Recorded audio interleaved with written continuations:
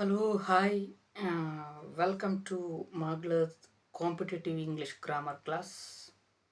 ಆತ್ಮೀಯರೇ, ನಾವು ಹಿಂದಿನ ಅವಧಿಯೊಳಗೆ ಈಗಾಗಲೇ ಆರ್ಟಿಕಲ್ಸ್ ಬಗ್ಗೆ ಮತ್ತು ಅದೇ ರೀತಿಯಾಗಿ ಪಾರ್ಟ್ಸ್ ಆಫ್ ಸ್ಪೀಚ್ ಬಗ್ಗೆ ಸಂಕ್ಷಿಪ್ತವಾಗಿ ತಿಳ್ಕೊಂಡ್ವಿ. Today we will discuss about very most important another one parts of speech. Definitely competitive examination ask 2 to 3 marks. That's called preposition. ಬಹಳಷ್ಟು ಕಾಂಪಿಟೇಟಿವ್ ಎಕ್ಸಾಮ್ನೊಳಗೆ ಮುಖ್ಯವಾದಂತಹ ಪ್ರಿಪೋಸಿಷನ್ಸ್ ಬಗ್ಗೆ 2 ರಿಂದ 3 ಅಂಕಗಳನ್ನು ಡೆಫಿನೆಟ್ಲಿ ವಿಲೇಜ್ ಅಕೌಂಟೆಂಟ್ಗಾಗಿರ್ಬೋದು, ಜೊತೆಗೆ PDO ಎಕ್ಸಾಮಿನೇಷನ್ಗೆ ಇದರೊಳಗೆ ಅವರು ಕ್ವಶನ್ಸನ್ನು ಅರೈಸ್ ಮಾಡೇ ಮಾಡ್ತಾರೆ. ಆ ಕಾರಣದಿಂದಾಗಿ today we will discuss about the preposition ಬಗ್ಗೆ ತಿಳ್ಕೊಳ್ಳೋಣ.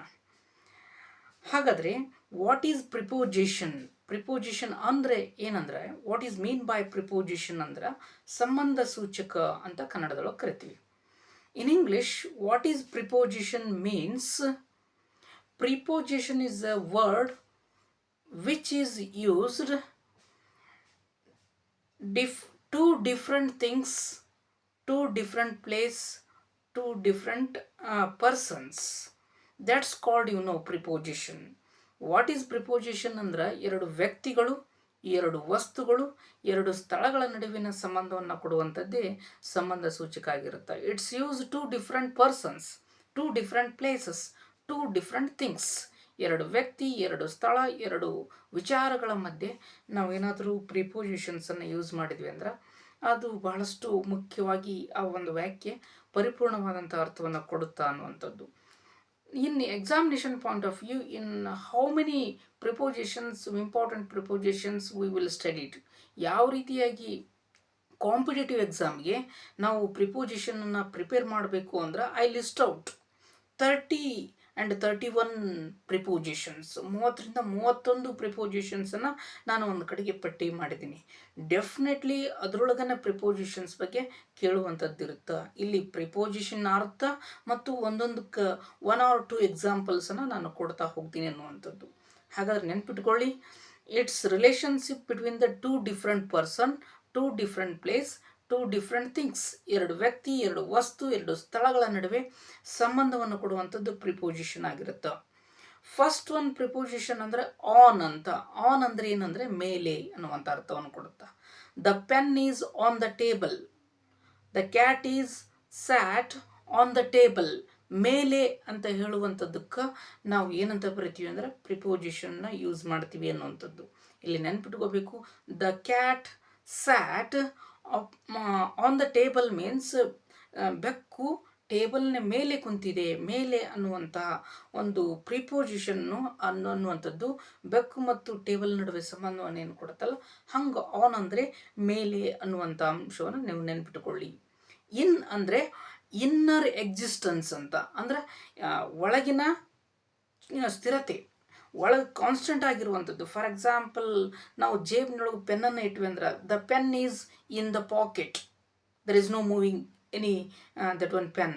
ಆ ಪೆನ್ ಎಲ್ಲಿರುತ್ತೆ ಒಳಗೆ ಸ್ಥಿರವಾಗಿರುವಂಥ ವಸ್ತು ಆಗಿದ್ದರಿಂದ ಇನ್ ಅಂತಂದು ಬಳಸುವಂಥದ್ದು. The students are there in the class ರೂಮಿನ ಒಳಗೆ ವಿದ್ಯಾರ್ಥಿಗಳಿರುವಂಥದ್ದು. ಒಳಗಿನ ಸ್ಥಿರತೆ ಅಂತ ಬಂತು ಅಂದ್ರೆ ಇನ್ನನ್ನು ಯೂಸ್ ಮಾಡಬೇಕು. Then how to use into ಅಂದರೆ ಒಳಗಿನ ಚಲನೆ ಅಂತ ಹೇಳಿ ಕರಿತೀವಿ ಇದನ್ನು. The Sachin is playing into the ground. Sachin ಏನು ಮಾಡ್ತಾನ, ಗ್ರೌಂಡ್ನೊಳಗೆ ಆಟ ಆಡ್ತಾನೆ, ಒಳಗಿನ ಚಲನೆ ಅನ್ನುವಂಥದ್ದು.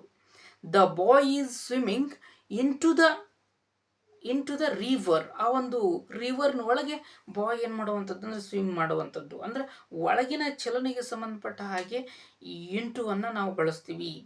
The boy is swimming into the river ಅಂದರೆ ರಿವರ್ನೊಳಗೆ ಆತ ಏನು ಮಾಡುವಂಥದ್ದು ಅಂದರೆ ಸ್ವಿಮ್ಮಿಂಗ್ ಮಾಡುವಂಥದ್ದು. ಒಳಗಿನ ಚಲನೆಗೆ ಇಂಟು ಅನ್ನೋದು ಬರುತ್ತಾ ಅನ್ನುವಂಥದ್ದು ನೆನ್ಪಿಟ್ಕೊಳ್ಳಿ. ಹಾಗೆ OF ಆಫ್, OFF ಆಫ್, ಇವೆರಡೂ ಭಾಳಷ್ಟು ಮುಖ್ಯವಾಗಿ ಇಂಪಾರ್ಟೆಂಟ್ ಆದಂಥ ಪ್ರಿಪೋಸಿಷನ್ಸು. OF ಆಫನ್ನು ನಾವು ಎದಕ್ಕೆ ಬಳಸ್ತೀವಿ ಅಂದರೆ ಸಬ್ಜೆಕ್ಟ್ ಮ್ಯಾಟರ್ ಯೂಸ್ ಮಾಡಲಿಕ್ಕೆ OF ಆಫನ್ನು ಬಳಸ್ತೀವಿ. Mahatma Gandhiji is the father of nation.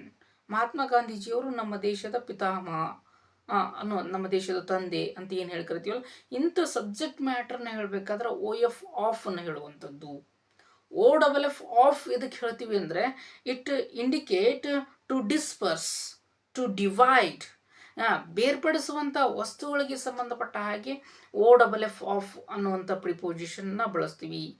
The boy fell off the bike. ಒಬ್ಬ ಹುಡುಗ ಬೈಕ್ ಮೇಲಿದ್ದ ಬಿದ್ದುಬಿಟ್ಟ ಅಂದ್ರೆ ಬೇರ್ಪಡಿಸುವಂಥದ್ದು. The wall is fell off, ಗೋಡೆ ಮುರಿದು ಬಿದ್ದುಬಿಡ್ತು, ಬೇರ್ಪಡುವಂಥದ್ದು. ಬೇರ್ಪಡುವಂಥ ಒಂದು ವಸ್ತುವಿಗೆ ಓ ಡಬಲ್ ಎಫ್ ಆಫ್ ಅನ್ನು ನಾವು ಬಳಸ್ತೀವಿ ಅನ್ನುವಂಥದ್ದು. ಇನ್ನು ಮೇಲಿನ ಸಂಬಂಧಪಟ್ಟಂಥ ಅಪಾನ್ ಅನ್ನುವಂಥದ್ದು ಅಂದ್ರೆ ಅತಿ ಹತ್ತಿರವಾಗಿರುವಂಥದ್ದು. The cat jumped upon the table. The cat jumped upon the table ಅಂದರೆ ಟೇಬಲ್ಗೆ ನಿಯರೆಸ್ಟ್ ಆಗಿ ಕ್ಯಾಟ್ ಏನು ಮಾಡ್ತು ಅಂದರೆ ಜಂಪ್ ಮಾಡಿತು. ಇದು 1ನೇ ಹಂತ ಅಪಾನ್ ಅನ್ನೋದು. ಅಪ್ ಅನ್ನುವಂಥದ್ದು 2ನೇ ಹಂತ. ಯಾವುದು ಅಂದ್ರೆ the ceiling fan is there up my head ಅನ್ನುವಂಥದ್ದು 2ನೇದ್ದು. 2ನೇ ಸ್ಟೇಜು ಅಪ್. ದೆನ್ 3ನೇ ಸ್ಟೇಜ್ ಏನು ಅಂತಂದ್ರೆ the bird flying above my head. ಒಂದು ಪಕ್ಷಿ ನನ್ನ ತಲೆ ಮೇಲೆ ಹಾರು ಹೋಯಿತು ಅಂತ ಹೇಳಬೇಕಾದ್ರೆ ಅಬೌವ್ ಅನ್ನೋದು ಬಳಸ್ತೀವಿ. ಇದು 3ನೇ ಹಂತ. ದೆನ್ 4th ಒನ್ ಏನಂದ್ರೆ the sky is there over my head ಅಂತ. ಇಟ್ ಈಸ್ ವೆರಿ ಹೈಯೆಸ್ಟ್ ಅಂದ್ರೆ ನೆನ್ಪಿಟ್ಕೋಬೇಕು ಡಿಯರ್ ಕಾಂಪಿಟೇಟರ್ಸ್, ಅತಿ ನಿಯರೆಸ್ಟ್ ಆಗಿರೋದಕ್ಕೆ ಅಪಾನು, 2ನೇ ಸ್ಟೇಜು ಅಪ್ಪು, 3ನೇ ಸ್ಟೇಜು ನಾವು ಏನು ನೋಡ್ತೀವಿ ಅಂದ್ರೆ ಅಬೌವ್ ನೋಡ್ತೀವಿ. ದೆನ್ 4th ಸ್ಟೇಜ್ ಏನಂದ್ರೆ ಓವರ್ ಅನ್ನುವಂಥದ್ದು. ಹೀಗೆ ಈ ಮೇಲಿಗೆ ಸಂಬಂಧಪಟ್ಟ ಆಗಿರುವಂಥದ್ದು ಇಷ್ಟು ಪ್ರಿಪೋಸಿಷನ್ಸನ್ನು ನಾವು ಸಿಚುವೇಶನಲ್ಲಿ ಯೂಸ್ ಮಾಡಬೇಕು. ಅಲಾಂಗ್ ಅಂದರೆ ಏನಂತಂದ್ರೆ ಅದರ ಗುಂಟ ಅಂತ ಹೇಳ್ತಿರ್ತೀವಲ್ಲ ನಾವು. Means the boy is walking along the bank of river ಅಂದ್ರೆ ರಿವರ್ನ ಅದ್ರ ಗುಂಟನೇ ನಡ್ಕೊತ ಹೋಗುವಂಥದ್ದು. The boy is walking along the ರೋಡಿನ ಗುಂಟ ನಡ್ಕೊತ ಹೋಗುವಂಥದ್ದಕ್ಕೆ ಅಲಾಂಗ್ ಅನ್ನುವಂಥದ್ದು, ಅದರ ಗುಂಟ ಹೋಗುವಂಥದ್ದಕ್ಕೆ ಅಲಾಂಗ್ ಅಂತ ನಾವು ಕರಿತೀವಿ. Between and among, these 2 prepositions are very most important. Between ಎಲ್ಲಿ ಬಳಸಬೇಕು ಅಂದರೆ 2 ಪರ್ಸನ್ಸ್ ಇದ್ರು ಅಂತಂದ್ರೆ ಬಿಟ್ವೀನನ್ನು ಬಳಸಬೇಕು. For example, the cat sat between the students. ಒಂದು ಬೆಕ್ಕು ಎಲ್ಲಿ ಕುಂತೈತಿಪ್ಪ ಅಂದರೆ 2 ವಿದ್ಯಾರ್ಥಿಗಳ ನಡುವೆ ಕುಂತೈತಿ ಅನ್ನುವಂಥದ್ದು. 2 ವ್ಯಕ್ತಿಗಳನ್ನು ನಾವು ಹೇಳಬೇಕಾದ್ರೆ ಬಿಟ್ವೀನ್ ಅಂತ ಬಳಸುವಂಥದ್ದು. ಅಮಂಗ್ ಎಲ್ಲಿ ಯೂಸ್ ಮಾಡ್ತೀವಿ ಅಂದರೆ 2 ಆರ್ ಮೋರ್ ಪರ್ಸನ್ಸ್, 2ಕ್ಕಿಂತ ಹೆಚ್ಚು ವ್ಯಕ್ತಿಗಳು ಇದ್ರು ಅಂತಂದ್ರೆ ಅಲ್ಲಿ ಅಮಂಗನ್ನು ಬಳಸುವಂಥದ್ದು. Rama, Bama and Shyama among those are students. ಅವರು ಎಲ್ಲ ವ್ಯಕ್ತಿಗಳು ಏನಂತಂದ್ರೆ ಸ್ಟೂಡೆಂಟ್ಸ್ ಆಗಿದ್ದಾರೆ. ಅಂದರೆ 2ಕ್ಕಿಂತ ಹೆಚ್ಚು ವ್ಯಕ್ತಿಗಳು ಏನಾದರೂ ಬಂತಂದ್ರೆ ಅಮಂಗು, 2 ವ್ಯಕ್ತಿಗಳು ಏನು ಬಂತಂದ್ರೆ ಬಿಟ್ವೀನ್ ಅನ್ನೋದನ್ನು ನಾವು ಯೂಸ್ ಮಾಡ್ತೀವಿ. ಜೊತೆಗೆ ಅದೇ ರೀತಿಯಾಗಿ ಬಿಹ್ಯಾಂಡ್ ಅಂತ ಕರಿತೀವಿ ನಾವು. ಬಿಹ್ಯಾಂಡ್ ಅಂದರೆ ಹಿಂದುಗಡೆಗೆ. The cat hide behind the rock. ಬೆಕ್ಕು ಎಲ್ಲೈತೆ ಅಂದ್ರೆ ಒಂದು ದೊಡ್ಡ ಬಂಡೆಗಲ್ಲಿನ ಹಿಂದೆ ಇದೆ. ಹಿಂದೆ ಅಂತ ಹೇಳಬೇಕಾದ್ರೆ ಬಿಹ್ಯಾಂಡ್ ಅನ್ನೋದನ್ನು ನಾವು ನೋಡುವಂಥ ಪ್ರಿಪೋಸಿಷನ್ ಆಗಿರುತ್ತೆ. Then as well as around, ಸುತ್ತಲೂ ಆಗಿರುವಂಥದ್ದು. Peoples are gathered around the Sachin Tendulkar. Sachin ತೆಂಡೂಲ್ಕರ್ನ ಸುತ್ತಲೂ ಏನು ಮಾಡಿರ್ತಾರೆ ಅಂತಂದ್ರೆ ಜನರು ನಿಂತಿರ್ತಾರ ಅಂತ ಹೇಳುವಂಥದ್ದು. ಜೊತೆಗೆ ಅಷ್ಟೇ ಅಲ್ಲಾರ್ದ the coconut trees are there around my house compound. ನನ್ನ ಮನೆಯ ಸುತ್ತಮುತ್ತಲೂ ಏನೈತಿ ಅಂತಂದ್ರೆ ಕೋಕೋನಟ್ ಟ್ರೀಸ್ ಅದಾವು ಅನ್ನುವಂಥದ್ದನ್ನು ರೌಂಡ್ ಇದ್ದಂಥ ವಸ್ತುಗಳ ಬಗ್ಗೆ ನಾವು ಹೇಳಬೇಕಾದ್ರೆ ನಾವು ಅರೌಂಡನ್ನು ಹೇಳುವಂಥದ್ದು ಭಾಳಷ್ಟು ಮುಖ್ಯವಾಗಿರುತ್ತೆ. ಬಿಸೈಡ್ ಅನ್ನುವಂಥದ್ದು. ಬಿಸೈಡ್ ಅಂದರೆ ಪಕ್ಕಕ್ಕೆ. The boy sat beside me. ಒಬ್ಬ ಹುಡುಗ ನನ್ನ ಪಕ್ಕಕ್ಕೆ ಕುಂತಾನ ಅಂತ ಹೇಳಬೇಕಾದ್ರೆ ಪಕ್ಕಕ್ಕೆ ಅನ್ಬೇಕಾದ್ರೆ ಬಿಸೈಡ್ ಅನ್ನುವಂಥ ಪ್ರಿಪೋಸಿಷನ್ನ ನಾವು ಬಳಸ್ತೀವಿ. ವೆರಿ ಮೋಸ್ಟ್ ಇಂಪಾರ್ಟೆಂಟ್, ನೆನಪಿಟ್ಕೋಬೇಕು ಕಾಂಪಿಟೇಟರ್ಸ್. ಎಲ್ಲೆಲ್ಲಿ ಕೇಳ್ತಾರೆ ಅಂದ್ರೆ ಬಿಟ್ವೀನು ಅಮಂಗ್ನೊಳಗೆ ಕೇಳ್ತಾರೆ, ಆನು ಇನ್ನು ಇಂಟುದೊಳಗೆ ಕೇಳ್ತಾರೆ, ಅಪಾನು ಅಪ್ಪು ಅಬೌವ್ ಓವರ್ನೊಳಗೆ ಕೇಳ್ತಾರೆ. ಇವಿಷ್ಟು ಅದರೊಳಗೂ ಕೇಳಿರಲಿಲ್ಲ ಅಂತಂದ್ರೆ ಡೆಫಿನೆಟ್ಲಿ 2 ಪ್ರಿಪೋಸಿಷನ್ಸ್ ಅದಾವು, ಸಿನ್ಸ್ ಆ್ಯಂಡ್ ಫಾರ್ ಅಂತ. For, FOR for and since, ಇವು ಎರಡೂ ಭಾಳಷ್ಟು ಮುಖ್ಯವಾದಂಥ ಪ್ರಿಪೋಸಿಷನ್ಸು. 2ರೊಳಗೊಂದು ಡೆಫಿನೆಟ್ಲಿ ಪ್ರಿಪೋಸಿಷನ್ ಕಾಂಪಿಟೇಟಿವ್ ಎಕ್ಸಾಮಿನೇಷನ್ ಬಂದತಿರುತ್ತೆ. ಹಾಗಾದ್ರೆ ನಾವು ಯಾವ ರೀತಿ ನೆನಪಲ್ಲಿ ಇಟ್ಕೋಬೇಕು ಇವನ್ನ ಅಂತಂದ್ರೆ for, FOR for it's indicate to the period of time. ಒಂದು ಕಾಲ ಸ್ಥಿತಿಯನ್ನು ತಿರುಗಿಸ್ಕೊಡುವಂಥದ್ದು ಏನಾಗಿರುತ್ತೆ ಅಂದ್ರೆ ಫಾರ್ ಆಗಿರುತ್ತೆ. I went to my village for vacation ನಾನು ನನ್ನ ಹಳ್ಳಿಗೆ ಹೊಂಟೀನಿ ಏನಂದ್ರೆ ವೆಕೇಷನ್ನ ಕಳಲಿಕ್ಕೆ. ವೆಕೇಷನ್ ಅನ್ನುವಂಥದ್ದು ಇಡೀ ವರ್ಷದೊಳಗೆ ಒಂದೇ ಒಂದು ಸಾರಿ ಬರುವಂಥದ್ದು. That is the period of time. ಯಾವುದಾದ್ರೂ ಒಂದು ಪೀರಿಯಡ್ ಆಫ್ ಟೈಮ್ ಬಗ್ಗೆ ನಾವು ಹೇಳ್ತಿದ್ವಿ ಅಂದ್ರೆ, ಒಂದು ಕಾಲಮಿತಿಯಲ್ಲಿ ನಾವು ಹೇಳ್ತಿದ್ವಿ ಅಂದ್ರೆ, for example BA BCom BSc ಅಂದ್ರೆ 3 year ಕೋರ್ಸ್ ಅಂತ ಒಂದು ಟೈಮ್ ಏನಂತೆಲ್ಲ, ಹಿಂಗೆ ಒಂದು ಟೈಮ್ ಒಂದು ಕಾಲಘಟ್ಟದೊಳಗೆ ಏನಾದರೂ ಕೊಟ್ರು ಅಂತಂದ್ರೆ ಫಾರ್ ವೆಕೇಷನ್ ಅಂತ ಹೇಳಿದ್ದೆ. ಹಿಂಗೆ ಕೇಳಿದ್ರು ಅಂದ್ರೆ ಫಾರ್ ಅನ್ನು ಹಾಕ್ರಿ. ಒಂದು ವೇಳೆ ಸಿನ್ಸ್ ಅನ್ನು ಹೆಂಗೆ ಯೂಸ್ ಮಾಡಬೇಕು ಅಂತಂದ್ರೆ, it's indicating to the point of time ಅಂತ ಹೇಳ್ತೀವಿ.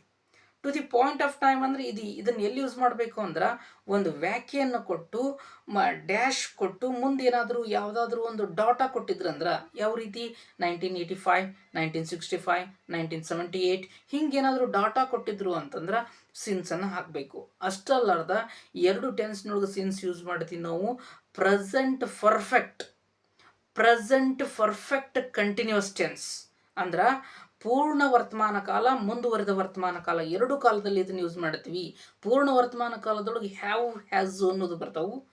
ಮುಂದುವರೆದ ವರ್ತಮಾನ ಕಾಲದೊಳಗೆ ಯಾವ ಬರ್ತಾವೆ ಅಂದರೆ ಹ್ಯಾವ್ ಬೀನ್ ಹ್ಯಾಸ್ ಬೀನ್. ಅಂದ್ರೆ ಹ್ಯಾವ್ ಹ್ಯಾಸ್ ಬೀನ್ ಅನ್ನುವಂಥದ್ದು ಬಂದು ಮುಂದೆ ಡ್ಯಾಶ್ ಕೊಟ್ಟು ಒಂದು ಯಾವುದಾದ್ರೂ ಒಂದು ಡಾಟಾಸನ್ನು ಕೊಟ್ಟಿದ್ರಂದ್ರೆ ಸಿನ್ಸನ್ನು ಬಳಸಬೇಕು. ಒಂದು ಎಕ್ಸಾಂಪಲ್ ಕೊಡ್ತೀನಿ ನೋಡ್ರಿ ನಾನು ನಿಮ್ಗೆ. I have been learning English grammar dash 1947. I have been learning English grammar since 1947. 1947ರಿಂದ ಇಲ್ಲಿವರೆಗೂ ನಾನು ಏನು ಮಾಡಾಕತ್ತೀನಿ ಅಂದ್ರೆ ಇಂಗ್ಲೀಷ್ ಕಲ್ಕೊಂತಾನೆ ಬಂದೀನಿ. It is to the point of time. ಯಾವುದು ಇಲ್ಲಿ ಅಂತಂದ್ರೆ ಆ ಒಂದೇನು ಡಾಟಾ ಕೊಟ್ಟಿರ್ತಾರಲ್ಲ ಅದೇ to the point of time. ಹಿಂಗೆ ಏನು ಮಾಡ್ತಾರೆ ಅಂತಂದ್ರೆ, ಒಂದು ಡ್ಯಾಶನ್ನು ಕೊಟ್ಟು ಯಾವುದಾದ್ರೂ ಒಂದು ಡಾಟಾವನ್ನು ಕೊಟ್ಟಿದ್ರಂದ್ರೆ ಡೆಫಿನೆಟ್ಲಿ ಅಲ್ಲಿ ಏನು ಮಾಡಬೇಕಂದ್ರೆ ಸಿನ್ಸ್ ಅನ್ನುವಂಥ ಪ್ರಿಪೋಸಿಷನನ್ನು ನಾವು ಬಳಸಬೇಕು. Present perfect and present perfect continuous ಅಂದ್ರೆ ಹ್ಯಾವ್ ಬೀನ್ ಹ್ಯಾಸ್ ಬೀನ್ ಬಂದಾಗ ಈ ಪ್ರಿಪೋಸಿಷನ್ ಸಿನ್ಸನ್ನು ನಾವು ಬಳಸ್ಬೋದು ಅನ್ನುವಂಥದ್ದು. ದೆನ್ ನೆಕ್ಸ್ಟ್ ಒನ್ ಫ್ರಾಮ್ ಅಂದ್ರೆ ಗೊತ್ತಿದ್ದೈತಿ. ಲೆಟರ್ ರೈಟಿಂಗ್ ಬರಿಬೇಕಾದ್ರೆ ನಾವು ಫ್ರಾಮ್ ಅನ್ನು ಬರಿತೀವಿ ಇಂದ ಅಂತ. I am coming from California, ನಾ ಕ್ಯಾಲಿಫೋರ್ನಿಯಾದಿಂದ ಬಂದೀನಿ. ಐ ಕಮಿಂಗ್ ಫ್ರಮ್ ಇಂಡಿಯಾ ಅಂದರೆ ಎಲ್ಲಿಂದ ಅಂತ ಹೇಳಬೇಕಾದ್ರೆ ಫ್ರಾಮ್ ಅನ್ನುವಂಥ ಪ್ರಿಪೋಸಿಷನನ್ನು ಇಂದ ಅನ್ಲಿಕ್ಕೆ ನಾವು ಬಳಸ್ತೀವಿ ಅನ್ನುವಂಥದ್ದು. ಇನ್ ಫ್ರಂಟ್ ಆಫ್ ಅಂತ ಬರುತ್ತೆ ಇನ್ನೊಂದು. ಇನ್ ಫ್ರಂಟ್ ಆಫ್ ಅಂದರೆ ಮುಂದುಗಡೆಗೆ ನಿಲ್ಲುವಂಥ, ಮುಂದುಗಡೆಗೆ ಅಂತ ಏನು ಹೇಳ್ಕರಿತೀವಲ್ಲ ಅದನ್ನೇನು ಇನ್ ಫ್ರಂಟ್ ಆಫ್ ಅನ್ನುವಂಥದ್ದು. The child stand in front of me, ಒಂದು ಹುಡುಗ ನನ್ನ ಎದುರಿಗೇನೆ ನಿಂತಿದೆ ಅಂತ ಹೇಳಬೇಕಾದ್ರೆ ಇನ್ ಫ್ರಂಟ್ ಆಫ್ ಅಂತ ನಾವು ಹೇಳಬೇಕು ಅನ್ನುವಂಥದ್ದು. ದೆನ್ ಔಟ್ಸೈಡ್ ಹೊರಗಡೆಗೆ, ಇನ್ಸೈಡ್ ಅಂದರೆ ಒಳಗಡೆಗೆ, ಬಿಸೈಡ್ ಅಂದರೆ ಪಕ್ಕಕ್ಕೆ, ಇನ್ ಫ್ರಂಟ್ ಆಫ್ ಅಂದರೆ ಮುಂದುಗಡೆಗೆ. ಇಷ್ಟು ಔಟ್ಸೈಡ್ ಅಂದರೆ the bike is there outside my house, ನಮ್ಮ ಮನೆ ಮುಂದ್ಗಡೆಗೆ ಒಂದು ಬೈಕ್ ಐತಿ ಅಂದ್ರೆ ಇಟ್ ಮೀನ್ಸ್ ಹೊರಗಡೆಗೆ ಐತಿ ಅಂತ ಹೇಳಬೇಕಾದ್ರೆ ಔಟ್ಸೈಡ್ ಅನ್ನುವಂಥದ್ದನ್ನು ನಾವು ಹೇಳಬೇಕು ಅನ್ನುವಂಥದ್ದು. ದೆನ್ ವೆರಿ ಕನ್ಫ್ಯೂಸ್ ಮಾಡಲಿಕ್ಕೆ 2 ಪ್ರಿಪೋಸಿಷನ್ಸನ್ನು ಅವರು ಕೊಡ್ತಾರೆ. PAST ಪಾಸ್ಟ್ ಒಂದು, FAST ಪಾಸ್ಟ್ ಒಂದು. PAST ಪಾಸ್ಟ್ ಏನು ಇಂಡಿಕೇಟ್ ಮಾಡುತ್ತೆ ಅಂದರೆ it's indicating earlier days. FAST fast ಏನು ಇಂಡಿಕೇಟ್ ಮಾಡುತ್ತೆ ಅಂದರೆ ಇಟ್ಸ್ ಇಂಡಿಕೇಟಿಂಗ್ ಅ ಸ್ಪೀಡ್, ವೇಗ ಅಂತ ಹೇಳಬೇಕಾದ್ರೆ FAST ಫಾಸ್ಟ್ ಬಳಸ್ಬೇಕು ನಾವು. In my earlier days are in my fast days are very glorious, PAST past ಬಳಸಬೇಕು. ನನ್ನ ಹಿಂದಿನ ದಿನಮಾನಗಳು ಭಾಳಷ್ಟು ವೈಭವಯುತವಾಗಿ ಇದ್ವು ಅನ್ನುವಂಥದ್ದು. ಐ ರನ್ ವೆರಿ ಫಾಸ್ಟ್ ಅಂತ ಹೇಳುವಂಥದ್ದು ಅಂದರೆ FAST ಫಾಸ್ಟ್ ಏನು ಹೇಳ್ಕೊಡುತ್ತಂದ್ರೆ ವೇಗ, ಸ್ಪೀಡ್ ಬಗ್ಗೆ ಹೇಳುವಂಥದ್ದು. PAST ಪಾಸ್ಟ್ ಏನು ಹೇಳ್ಕೊಡುತ್ತಂದ್ರೆ ಹಿಂದುಗಡೆ ದಿನದ ಬಗ್ಗೆ ಹೇಳ್ಕೊಡುವಂಥದ್ದು. ಅದು ಬಹಳಷ್ಟು ಮುಖ್ಯವಾಗಿ ನಮ್ಗೆ ಗೊತ್ತಿರಬೇಕು. ಇನ್ನು ಅಂಡರ್ ಅಂದ್ರೇನ ಕೆಳಗಡೆಗೆ ಅಂದ್ರೆ the monkey sat under the tree, ಒಂದು ಟ್ರೀ ಕೆಳಗಡೆಗೆ ಏನು ಮಾಡೈತಿ ಅಂದ್ರೆ ಮಂಕಿ ಕುಂತಿದೆ ಅಂತ ಹೇಳಬೇಕಾದ್ರೆ ಅಂಡರ್ ಅಂತ ಹೇಳಿ ಅದನ್ನು ನಾವು ಕರಿತೀವಿ. ಇನ್ನೊಂದು ವೆರಿ ಮೋಸ್ಟ್ ಇಂಪಾರ್ಟೆಂಟ್ ಕೇಳ್ತಾರೆ ಅಂಡರ್ ನೀತ್ ಅಂತ. ವಾಟ್ಸ್ ಮೀನ್ ಬೈ ಅಂಡರ್ ನೀತ್ ಅಂದರೆ ಕೆಳಗಡೆಗೆ ಹತ್ತಿಕೊಂಡಿರುವಂಥದ್ದು. ಕೆಳಗಡೆಗೆ ಹತ್ತಿಕೊಂಡಿರೋದಕ್ಕೆ ನಾವು ಅಂಡರ್ ನೀತ್ ಅಂತ ಹೇಳಿ ಕರಿತೀವಿ. The box is there underneath the ಟ್ರಿಜರಿಗೆ ಒಂದು ಬಾಕ್ ಹಿಂಗೇನು ಹತ್ಕೊಂಡಿರುತ್ತಲ್ಲ ಕೆಳಗಡೆಗೆ ಹತ್ಕೊಂಡಿರೋದಕ್ಕೆ ನಾವು ಏನಂತ ಕರಿತೀವಿ ಅಂದ್ರೆ ಅಂಡರ್ ನೀತ್ ಅಂತೀವಿ. ಕೆಳಗಡೆ ಇರುವುದಕ್ಕೆ ಅಂಡರ್ ಅಂತ ಹೇಳಿ ಕರಿತೀವಿ. These words meaning are very most important. ಇನ್ನು ಎರಡು ವೆರಿ ಮೋಸ್ಟ್ ಇಂಪಾರ್ಟೆಂಟ್ ಏನು ಕೇಳ್ತಾರೆ ಅಂದ್ರೆ ಅವರು ಬೈ ಆ್ಯಂಡ್ ಥ್ರೂ ಅಂತ ಕೇಳ್ತಾರೆ. ಬೈ ಮೀನ್ಸ್ ಬೈ ಏನು ಹೇಳ್ಕೊಡುತ್ತಾ ಅಂತಂದ್ರೆ ಮುಖಾಂತರ ಅಂತ ಹೇಳುವಂಥದ್ದು. ಥ್ರೂ THROUGH ಥ್ರೂ ಅಂದರೂ ಕೂಡ ಮುಖಾಂತರನ. ಏನು ಡಿಫ್ರೆನ್ಸ್ ಇದ್ರೊಳಗೆ ಅಂತಂದ್ರೆ ಬೈ ಮೀನ್ಸ್ ಓಪನ್ ಆಗಿ ಹೇಳುವಂಥದ್ದು. ಯಾವ ರೀತಿಯಾಗಿ ಅಂದ್ರೆ my appoint order came by post. ನನ್ನ ಅಪಾಯಿಂಟ್ ಆರ್ಡರು ಬೈ ಪೋಸ್ಟ್ ಮುಖಾಂತರ ಬಂತು. I went to college by walk. ನಾನು ಕಾಲೇಜ್ಗೆ ವಾಕ್ ಮಾಡ್ತಾ ಹೋಗ್ತೀನಿ. I went to college by bus. ನಾನು ಬಸ್ಸಿನ ಮುಖಾಂತರ ಹೋಗ್ತೀನಿ. ಅಂದರೆ ಯಾವುದರ ಮುಖಾಂತರ ಅಂತ ಹೇಳಬೇಕಾದ್ರೆ ಬೈಯನ್ನು ಬಳಸ್ತೀವಿ. ಥ್ರೂ ಅಂದರೂ ಕೂಡ ಮುಖಾಂತರನ ಅದರ ಕವರ್ಡ್ ಆಗಿರುತ್ತಿದ್ದು. ಯಾವ ರೀತಿ ಅಂದ್ರೆ water came through the pipe ಅಂತೀವಿ ನಾವು. ಯಾವುದೋ ಒಂದು ವಸ್ತು ಕವರ್ಡ್ ಆಗಿದ್ದು ನಾವು ಅದರ ಮುಖಾಂತರ ಬರುತ್ತೆ ಅಂತ ನಾವು ಹೇಳಬೇಕಾದ್ರೆ ಅವಾಗ ಥ್ರೂ ಅನ್ನು ಬಳಸಬೇಕು. ಓಪನ್ ಅಪ್ ಆಗಿ ನಾವು ಹೇಳಬೇಕಾದ್ರೆ ಅವಾಗ ನಾವೇನಂತ ಬಳಸ್ತೀವಿ ಅಂದ್ರೆ ಬೈ ಅನ್ನೋದನ್ನು ಬಳಸ್ತೀವಿ ಅನ್ನೋವಂಥದ್ದು. ವಿತಿನ್ ಅಂದ್ರೆ ಒಳಗಡೆನೆ ನಾವು ಮಾಡುವಂಥ ಕೆಲಸಕ್ಕೆ ವಿತಿನ್ ಅಂತೀವಿ. ಜೊತೆಗೆ ಬಿಫೋರ್ ಆ್ಯಂಡ್ ಆಫ್ಟರ್ ಐತಿ. ಇದನ್ನೇನು ಅಷ್ಟೊಂದೇನು ಇಂಪಾರ್ಟೆಂಟ್ ಅಲ್ಲ. ಮುಂಚೆ ಮತ್ತು ನಂತರ ಅನ್ನುವಂಥ ಪ್ರಿಪೋಸಿಷನ್ಸ್ ಬರ್ತಾವೆ. ನೆನಪಿಟ್ಕೊಳ್ಳಿ ಡಿಯರ್ ಸ್ಟೂಡೆಂಟ್.